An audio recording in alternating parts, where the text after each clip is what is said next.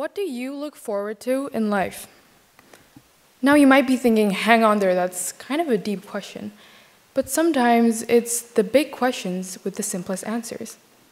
If there is one thing that I never fail to look forward to, it has got to be breakfast. Whether it's a toasted bagel with cream cheese and smashed avocados, or a warm bowl of steamed rice with fried eggs and kimchi. A good meal in the morning signals an energetic start of a new day. And no matter how tired I am, skipping breakfast is never an option. Simply put, I am an avid breakfast lover. However, it hasn't always been this way. Ever since my family moved to live abroad when I was 5 years old, I grew up with my identity shaped by the label foreigner. One of my earliest memories dates back to my first day of elementary school, sitting in class as a scared young girl. For the first few years, I struggled to immerse myself within my classmates, especially being the only Korean student in class. There would be days I'd come home crying and whining. I'd complain to my mother about the small things, such as the school food not tasting to my liking. From then on, my mother would never let me skip a tasty meal of Korean breakfast.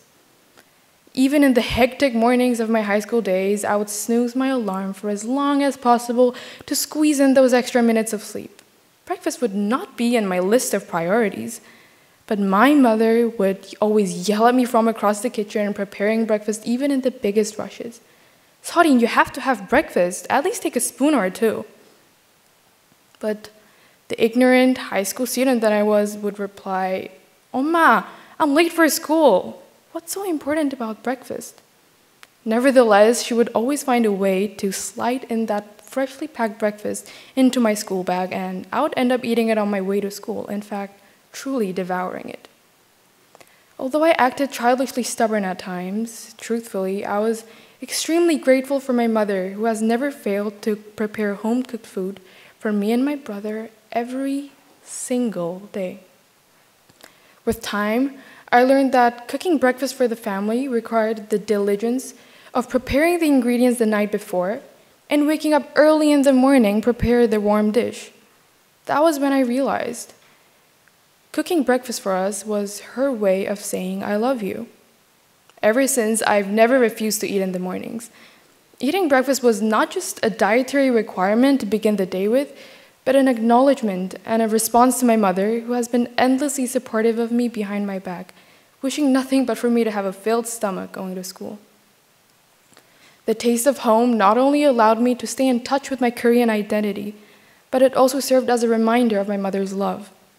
Eventually, I was able to thrive in school, and my mother undoubtedly deserves credit for the confident, loving person I have grown into today. Confidence is something that comes from within and from the comfort of a loving family. Her devotion and commitment towards family has taught me that lesson. Behind a breakfast-loving girl, there is a hard-working mother who woke up earlier than anyone else to make sure her daughter was fed before school. Now, as I am away from home, living the life of a university student, I'm reminiscing about the warmth of a mother's meal. But that is also what keeps me going. And that is why I love breakfast. Thank you.